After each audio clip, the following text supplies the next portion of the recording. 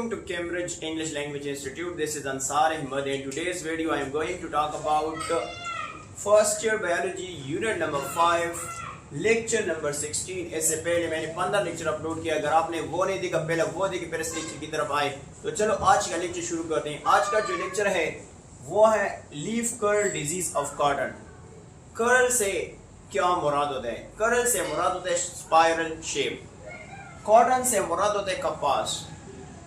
अब ये leaf curl disease of cotton जो है ना, ये क्या है? बेसिकली ये वो डिजीज है जिसमें से कॉटन प्लांट के जो लीव्स होते हैं ना, वो कर्ल हो जाता है. आप यहाँ पे देख सकते हैं, मैंने यहाँ पे एक प्लांट जो है ना वो ड्रा किया है. ये कॉटन प्लांट है और इसके जो लीव्स है ना, ये कर्ल हुआ है, तो इसलिए इसका नाम रखा leaf curl disease of cotton.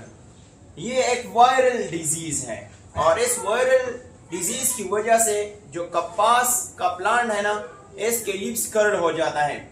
अच्छा, ये किसकी वजह से काज होता है? तो ये काज होता है एक वायरस की वजह से. और वायरस का नाम क्या है?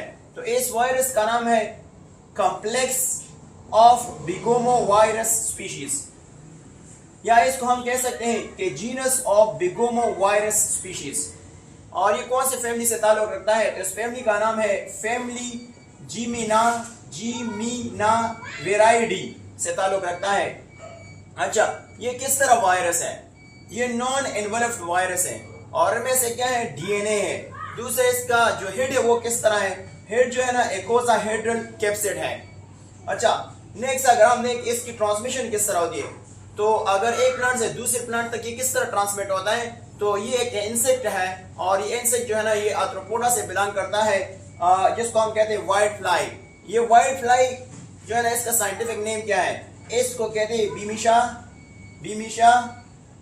टाटाची. इसको कहते हैं टाटाची.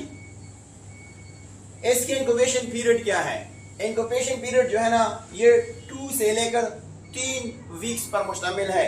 अच्छा, अगर हम इसकी सिम्टम की बात करें तो पहला सिम्टम ये है कि लीव्स जो है ना, ये किस तरह हो जाता है? ये कप लाइक शेप हो जाता है और फिर ये डाउनवर्ड अपवर्ड जो है ना वो मूवमेंट कर लेता है और इसके ये जो लीव्स होते हैं ये क्या होता है? कर्ल हो जाता है. और दूसरा, नेक्स्ट खासकर ये मार्जिन की मैं बात करता हूँ, ये मार्जिन है, ये डाउनवर्ड या अपवर्ड हो जाता है और लीव जो है ना वो क्या होते हैं? कर्ल हो जाते हैं. नेक्स्ट, अगर आप ये आपको लीव्स नजर आता है तो इसकी जो वेन्स है ना, ये वेन्स ये बेसिकली क्या हो जाता है? ये डार्क हो जाता है, काला हो जाता है. नेक्स्ट, ये जो वेन है ये स्विल जो है ना, ये स्विल हो जाता है. नेक्स्ट, इनमें एक वर्ड लिखा है जिसको हम कहते हैं enation on the veins. Enation on the veins से क्या मुराद होता है? इनेशन ऑन द वेन्स से मुराद ये है कि ये आपके पास फॉर एग्जांपल वेन है तो इसके ऊपर एक आउट ग्रोथ आ जाते हैं और ये आउट ग्रोथ जो है ना वक्त के साथ साथ जो है ना फिर ये कप लाइक शेप जो है वो इख्तियार करता है. तो अगर आपसे कोई पूछे इनेशन क्या है, तो आप कह सकते हैं कि small out growth on the veins. Veins के ऊपर एक स्मॉल ग्रोथ आ जाता है और ये ग्रोथ आगे क्या बनाता है? ये कप लाइक स्ट्रक्चर बनाता है. तो ये क्या है? इसकी सिम्टम है. अच्छा, अगर हम यहाँ पे ट्रीटमेंट की बात करें और प्रिवेंशन की बात करें तो सबसे पहले आपने क्या करना है? यूज करना है नेचुरल ऑयल स्प्रे यूज करना है. नेचुरल ऑयल स्प्रे में आप ले सकते हैं कि हमारे पास सीड या कैस्टर ऑयल इस्तेमाल कर सकते हैं, क्योंकि अगर आप ये इस्तेमाल करते तो इनमें से जो व्हाइट फ्लाई है ना वो नहीं बैठ सकती है. अच्छा, नेक्स्ट हमारे पास है यूज इंसेक्टिसाइड. इंसेक्टिसाइड कौन से केमिकल होती है? वो केमिकल जो किल करते हैं इंसेक्ट. तो ये क्या करेगा? कंट्रोल करेगा व्हाइट फ्लाई. यूज रेजिस्टेंस और टॉलरेंट वेराइटीज. आप ऐसी वेराइटी इस्तेमाल करें जो वो रेजिस्टेंस शो करता है जो वायरस के इस वायरस के खिलाफ. Do not plant cotton near tomato, यानी आपने जो कॉटन का प्लांट है ये टोमेटो के करीब ग्रो नहीं करना है, क्योंकि आपको पता है ये व्हाइट फ्लाई उधर आ जाते हैं और उधर से फिर ये इस प्लांट में भी आ सकता है. नेक्स्ट, आपने करना है practice crop rotation. Crop rotation से क्या मुराद होते हैं? क्रॉप रोटेशन से मुराद ये कि फॉर एग्जांपल आपने एक दफा जो है ना कॉटन का प्लांट जो है ना वो ग्रो किया, तो उसको रिप्लेस करो नेक्स्ट टाइम शुगर केन का कर लो. शुगर केन नहीं तो दूसरा कर लो. तो इसे को कहते हैं क्रॉप रोटेशन. अच्छा, नेक्स्ट आपने क्या करें? Protect seedling from white flies. जो यंग प्लांट्स होते हैं ना, आपने इसकी हिफाजत करना है. किससे? White flies. इसको सेव करना है. दूसरा क्या है?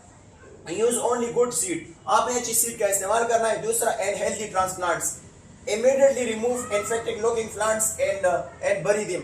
फॉर एग्जाम्पल इमीडिएट से होना है, जल्दी से आपने एक इन्फेक्टेड प्लांट देखा पूरी फील्ड में, तो आपने इसको रिमूव करना है। नेक्स्ट यूज एसेप्टेट एमएडी क्लोप्रेड, ये एक इंसेक्टिसाइड है, इसको इस्तेमाल करो। तकरीबन आप 1.8 से लेकर 50% तक इसको इस्तेमाल करते हैं। कितने दिनों के बाद? आफ्टर एवरी 7 डेज के बाद आप इसको यूज कर सकते हैं। फ्लो से मतलब है हल। Under all plant debris, plant के अंदर जितने भी वेस्ट होते हैं आपने क्या करते हैं उसको हल करना है आफ्टर हार्वेस्ट, जो आप कटिंग करते हैं। और बर्न दिम व्हेन पॉसिबल, यानी इसको जला दो अगर पॉसिबल है।